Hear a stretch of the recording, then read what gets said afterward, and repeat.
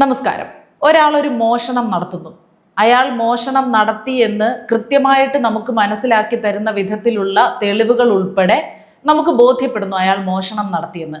അപ്പോൾ ഈ ഒരു സംഭവത്തെ സംബന്ധിച്ച് സംസാരിക്കുമ്പോൾ അയാൾ മോഷണം നടത്തി, അയാളാണ് മോഷണം നടത്തിയത് എന്ന് വീണ്ടും പറയുന്നതിൽ അർത്ഥമില്ല എന്ന് കരുതുന്ന ആളാണ് ഞാൻ പറഞ്ഞു വരുന്നത്, ഒരു വാർത്ത ഉണ്ടാകുമ്പോൾ അല്ലെങ്കിൽ ഒരു സംഭവം ഉണ്ടാകുമ്പോൾ അതിനെ ഞാൻ എങ്ങനെ സമീപിക്കുന്നു എന്നതാണ്.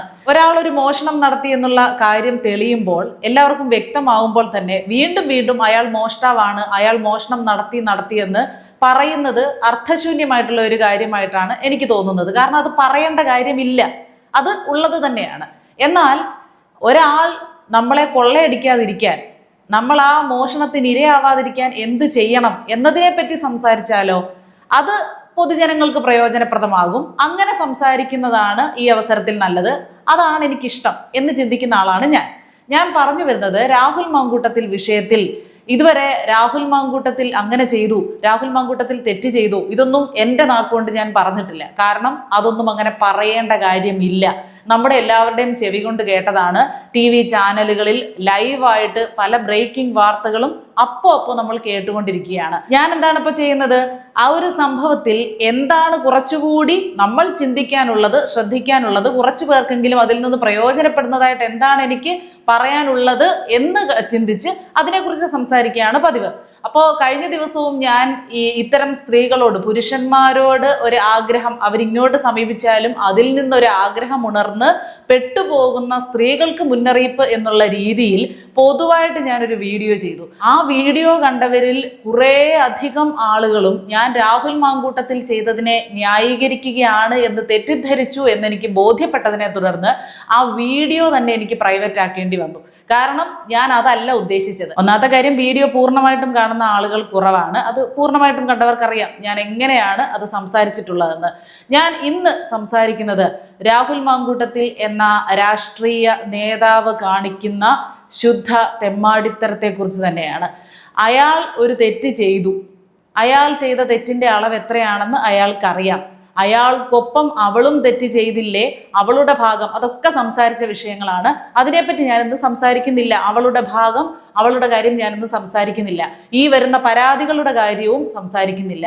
ഒരു ആരോപണം ഉണ്ടാകുമ്പോൾ അത്രയും അവസാന നിമിഷം വരെ മാധ്യമങ്ങളോട് സംസാരിക്കുമ്പോൾ രാഹുൽ മാങ്കൂട്ടത്തിൽ ആവർത്തിച്ച ഒരേ ഒരു കാര്യം, ഞാൻ നിയമപരമായി നേരിടും, നിയമത്തിനെതിരായിട്ട് ഞാനൊന്നും ചെയ്തിട്ടില്ല. ശരിയാണ്, നിയമപരമായിട്ട് നേരിടാനും ആ നിയമത്തിന്റെ പഴുതിലൂടെ രക്ഷപ്പെടാനുമുള്ള സാഹചര്യങ്ങൾ ഇപ്പോഴും രാഹുൽ മാങ്കൂട്ടത്തിന് മുന്നിൽ ഉണ്ടാവാം, രക്ഷപ്പെടാമായിരിക്കാം. പക്ഷേ ഈ കാണിക്കുന്നത് ശുദ്ധ തെമ്മാടിത്തരമാണ്. എന്ത്? ഞാൻ നേരിടുമെന്ന് പറഞ്ഞിട്ട് ഇത്രയും മനുഷ്യരെയും പോലീസിനെയും നാട്ടുകാരുടെ വൈകാരികതയെയും അയാളിപ്പോൾ ഉറച്ചു നിൽക്കുന്ന, ഇതുവരെ നിൽക്കുന്ന ആ പാർട്ടിയെയും തന്നെ സമ്മർദ്ദത്തിലാക്കിക്കൊണ്ട് ഈ കാണിക്കുന്ന തെമ്മാടിത്തരം അതൊരു കാരണവശാലും നമുക്ക് സമ്മതിച്ചു കൊടുക്കാൻ പറ്റില്ല. ഒരു സാധാരണ പൗരനാണെങ്കിലും ശരി, രാഷ്ട്രീയ നേതാക്കളൊക്കെ ആകുമ്പോൾ കുറച്ചുകൂടി മാതൃകാപരമായിട്ട് നിയമത്തോട് സഹകരിക്കണം. ഈ PP ദിവ്യയൊക്കെ നമ്മൾ ഏറ്റവും കൂടുതൽ വിമർശിച്ചത് ഇവര് ഇത്രയും വലിയ പ്രസംഗമൊക്കെ നടത്തിയിട്ട് ഇവര് പോയി മാളത്തിൽ ഒളിച്ചിരുന്നു. ഏതായാലും ഇതിനെക്കുറിച്ച് സംസാരിക്കുമ്പോൾ കോൺഗ്രസ് ഇതുവരെ കാണിച്ച ആ ഒരു ധൈര്യത്തെ പറ്റി സംസാരിക്കാതിരിക്കാനും നിവൃത്തിയില്ല. നമുക്കറിയാം ഇടതുപക്ഷത്തിന്റെ ഭാഗത്ത് നിന്ന് ഇങ്ങനെയുള്ള സംഭവങ്ങൾ അവരുടെ പാർട്ടിക്കാരിൽ നിന്നും ഉണ്ടാകുമ്പോൾ, അവരുടെ നേതാക്കളിൽ നിന്നും ഉണ്ടാകുമ്പോൾ അവരെങ്ങനെയാണ് അതിനെ സമീപിക്കുന്നതെന്ന്. എത്ര വലിയ പോക്രിത്തരം കാണിച്ചാലും പരമാവധി അവരെ സംരക്ഷിക്കുകയേ ചെയ്യുള്ളൂ. ഈ PP ദിവ്യയൊക്കെ തന്നെ ജയിലിൽ നിന്ന് ഇറങ്ങുന്ന സമയത്ത് ഗോവിന്ദൻ മാസ്റ്ററുടെ ഭാര്യ ഉൾപ്പെടെയാണ് അവിടെ സ്വീകരിക്കാൻ പറഞ്ഞു വിട്ടത്. അവിടെ എന്തൊരു തിരക്കായിരുന്നു! എന്തോ നമ്മുടെ നാടിന് വേണ്ടി ചെയ്ത ഒരാളെ സ്വീകരിക്കാൻ പോകുന്നത് പോലെയുള്ള തിരക്കും സന്തോഷം, ആഹ്ലാദ പ്രകടനവും ഒക്കെ ആയിരുന്നു. അവർ ഒരു കാരണവശാലും ഇന്ന് ഈ നിമിഷം വരെ PP ദിവ്യയെ തള്ളി പറഞ്ഞിട്ടില്ല. വ്യക്തമായിട്ട് PP ദിവ്യയെ മാറ്റി നിർത്തിക്കൊണ്ടൊരു പ്രസ്താവന പോലും ഇവരുടെ ഭാഗത്തു നിന്നുണ്ടായിട്ടില്ല. എന്തിന്? ആ കള്ളൻ വാസുവിനെ പോലും ഇതുവരെ തള്ളി പറഞ്ഞിട്ടില്ല, പത്മകുമാറിനെ തള്ളി പറഞ്ഞിട്ടില്ല. നമുക്ക് നോക്കാം, കുറ്റാരോപിതൻ മാത്രമല്ലേ, കുറ്റം ചെയ്തെന്ന് തെളിഞ്ഞില്ലല്ലോ, തെളിയട്ടെ അപ്പോൾ നോക്കാം എന്ന് പറഞ്ഞ് ഇതുവരെ ന്യായീകരിക്കുകയാണ്. അതേപോലെ തന്നെ പെണ്ണുകേസിൽ ഉൾപ്പെട്ടിട്ടുള്ള എണ്ണിയാൽ ഒടുങ്ങാത്തത്രയും നേതാക്കൾ ഈ പ്രസ്ഥാനത്തിൽ ഇപ്പോഴും വലിയ ചുമതലകൾ വഹിക്കുന്നുണ്ട്, വലിയ പദവികൾ അലങ്കരിക്കുന്നുണ്ട്. ഇതൊന്നും രഹസ്യമല്ല, എല്ലാവർക്കും അറിയാവുന്ന കാര്യമാണ്. ഇവരെന്ത് നടപടിയെടുത്തു? അത് വെച്ച് നോക്കുമ്പോൾ രാഹുൽ മാങ്കൂട്ടത്തിനെതിരെ ആദ്യമായിട്ട് കോൺഗ്രസ് ഒരു നടപടി എടുത്തപ്പോൾ ഇത് പെട്ടെന്ന് ധൃതി പിടിച്ചത്രയും വേണമായിരുന്നോ എന്ന് കോൺഗ്രസ് അനുകൂലികൾക്ക് പോലും തോന്നിയിട്ടുണ്ട്. അല്ലെങ്കിൽ രാഹുൽ മാങ്കൂട്ടത്തിനെ പിന്തുണച്ച ഒരുപാട് ആളുകൾ ആ ചോദ്യം ഉയർത്തിയിട്ടുണ്ട്.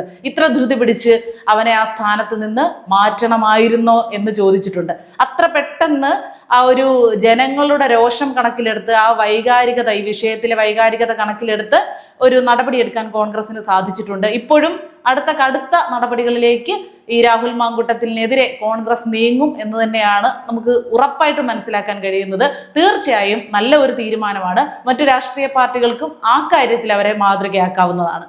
അതായത് രാഷ്ട്രീയത്തിലുള്ള തൻ്റെ സ്വാധീനവും പദവിയും ഉപയോഗിച്ചുകൊണ്ട്, അതിനെ ദുരുപയോഗപ്പെടുത്തിക്കൊണ്ട് ഒരുപാട് പെൺകുട്ടികളുടെ ജീവിതം അവൻ നശിപ്പിച്ചിട്ടുണ്ടെങ്കിൽ, ഒരുപാട് പേരെ വേദനിപ്പിച്ചിട്ടുണ്ടെങ്കിൽ, പാർട്ടിയെയും കേരളത്തിലെ ജനങ്ങളെയും അവനെ സ്നേഹിച്ച് പിന്തുണച്ച ഒരുപാട് ആളുകളെ അവൻ വേദനിപ്പിച്ചിട്ടുണ്ടെങ്കിൽ അതിനുള്ള ശിക്ഷ പാർട്ടിയുടെ ഭാഗത്ത് നിന്ന് അവന് കൊടുക്കണം എന്നൊരു ചിന്തയിൽ നിന്ന് തന്നെയാണ് അത്തരം തീരുമാനങ്ങൾ അവരുടെ ഭാഗത്തു നിന്നുണ്ടാകുന്നത്. അത് തീർത്തും അഭിനന്ദനാർഹം തന്നെയാണ്. എന്തൊരു പ്രശ്നം വന്നാലും അത് എത്ര വലുതുമായിക്കൊള്ളട്ടെ, അതിനെ നിയമത്തിൻ്റെ രീതിയിൽ നേരിടണം. അതിനെ നേരെ നിന്ന് നേരിടുന്നതാണ് ഏതൊരാണാണെങ്കിലും പെണ്ണാണെങ്കിലും ഒരാളുടെ നട്ടെല്ല് എന്ന് പറയുന്നത്. അതിനെ നേരെ, ശരി, ഞാൻ തെറ്റ് ചെയ്തിട്ടില്ലെന്ന് എനിക്ക് ഉറപ്പുണ്ടോ, ഞാൻ നിയമപരമായിട്ട് അതിന് മുന്നോട്ട് പോകും, നിയമം എനിക്ക് സംരക്ഷണം തരുമെന്ന് എനിക്ക് ഉറപ്പുണ്ട്. ചിലപ്പോൾ കാലങ്ങൾ എടുത്തേക്കാം എൻ്റെ സത്യം തെളിയാൻ, അതിലൊരു അന്തസ്സുണ്ട്. അല്ലെങ്കിൽ ഞാൻ തെറ്റ് ചെയ്തിട്ടുണ്ടോ, ശരി, ഞാൻ എനിക്കൊരു പശ്ചാത്തപിക്കാനൊരവസരം, അല്ലെങ്കിൽ ചെയ്ത തെറ്റിന് ശിക്ഷ ഏറ്റുവാങ്ങാൻ ഞാൻ തയ്യാറാണ് എന്നൊക്കെ പറയണമെങ്കിൽ അതിനൊരു പ്രത്യേക വ്യക്തിത്വമുള്ളവർക്കേ സാധിക്കുകയുള്ളൂ. ഇപ്പൊ എന്താണ് ഈ ചെയ്യുന്നത്?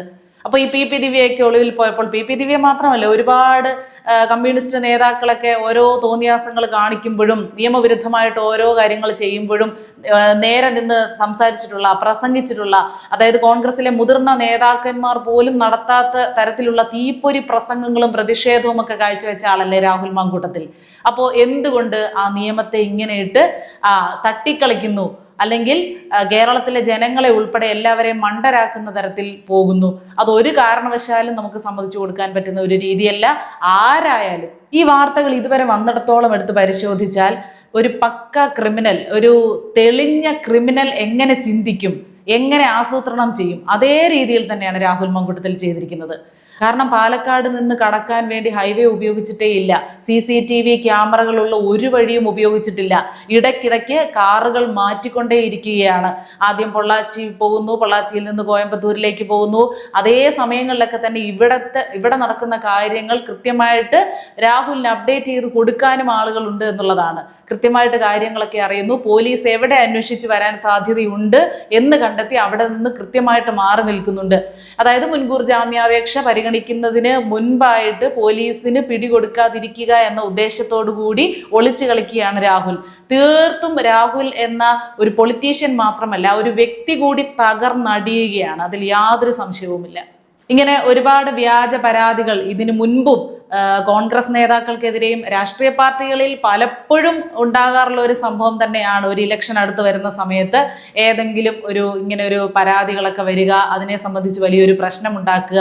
അതൊക്കെ നമുക്ക് ഇക്കാര്യത്തിൽ ഇനി ഈ സാധനങ്ങളൊന്നും ഉപയോഗിച്ച് വാദിക്കാൻ പറ്റില്ല, ന്യായീകരിക്കാൻ പറ്റില്ല. കാരണം താൻ അപരാധിയാണോ നിരപരാധിയാണോ എന്ന് കോടതിക്ക് മുന്നിൽ, നിയമത്തിന് മുന്നിൽ ഞാൻ തെളിയിച്ചു കൊള്ളാം എന്ന് മാധ്യമങ്ങളുടെ മുന്നിൽ നിന്ന് ജനങ്ങൾക്ക് വാക്കുകൊടുത്ത ആൾ ഇപ്പോൾ ആ നിയമത്തിന്, പോലീസിന് പിടികൊടുക്കാതെ അവിടെയും ഇവിടെയും ഓടിക്കളിക്കുന്നു എന്ന് പറയുമ്പോൾ ജനങ്ങളോട് തന്നെ കാണിക്കുന്ന ഒരു വഞ്ചനയാണ്.